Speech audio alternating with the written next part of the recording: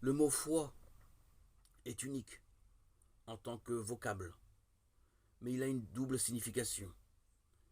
Il y a en effet un aspect de la foi qui se rapporte au dogme. Il s'agit de l'assentiment sur telle vérité donnée. Cet aspect de la foi est profitable à l'âme, selon la parole du Seigneur. Celui qui écoute mes paroles et croit à celui qui m'a envoyé, à la vie éternelle. Jean 5, 24. Mais il y a un second aspect de la foi. C'est la foi qui nous est donnée par le Christ comme un charisme, gratuitement, comme un don spirituel. À l'un est donné par l'Esprit une parole de sagesse, à un autre une parole de science, selon le même esprit.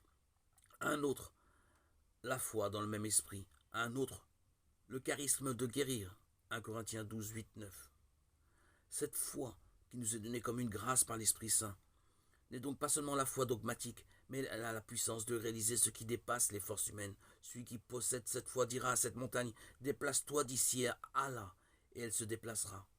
Car lorsque quelqu'un prononce cette parole avec foi en croyant qu'elle va s'accomplir, et sans hésitation intérieure, Marc 11, 23, alors il reçoit la grâce de sa réalisation.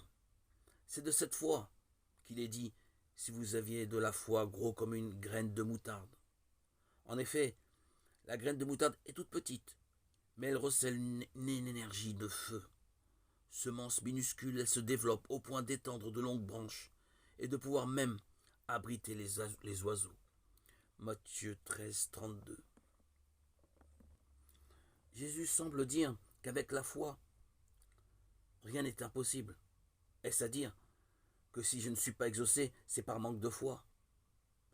Peut-être. Mais celui qui a la foi ne cherche pas à obtenir ce qu'il veut, mais ce que Dieu désire, et à travers cela, il s'en remet à ce qu'il est.